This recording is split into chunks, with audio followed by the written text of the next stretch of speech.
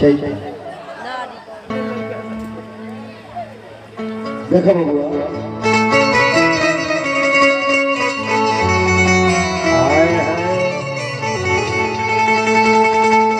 जैसे नर और नारी दिन रात सूर्य चंद्रमा वैसे ही चैता चैती सही बात और निर्गुण और सर्वगुण तो चैता होला तो चैता के चैता मर्दाह चीज है और चैती उनकर पत्नी हो गई देखो चैती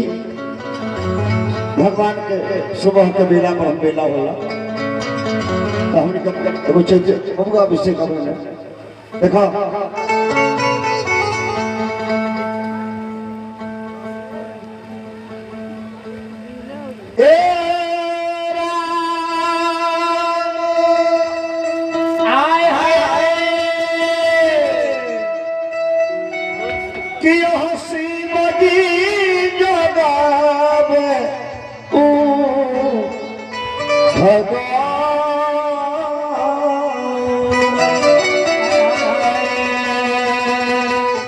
भगवान भोलेनाथ पार्वती मैया को उठाओ तो कहे गौरा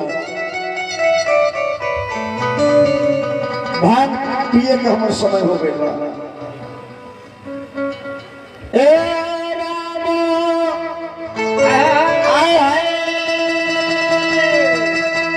अरे शिवजी जगावे उठ अरे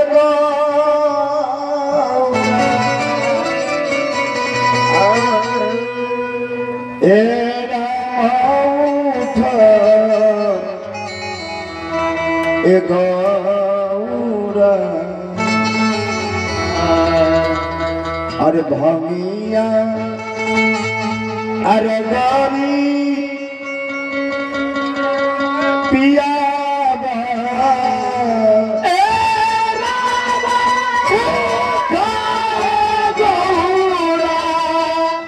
भामिया अरे गरीब पिया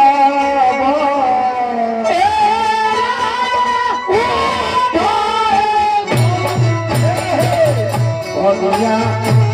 अरे गरीब पिया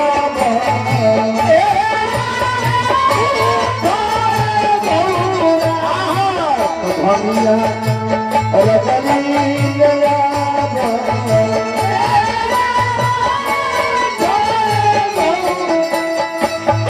पिया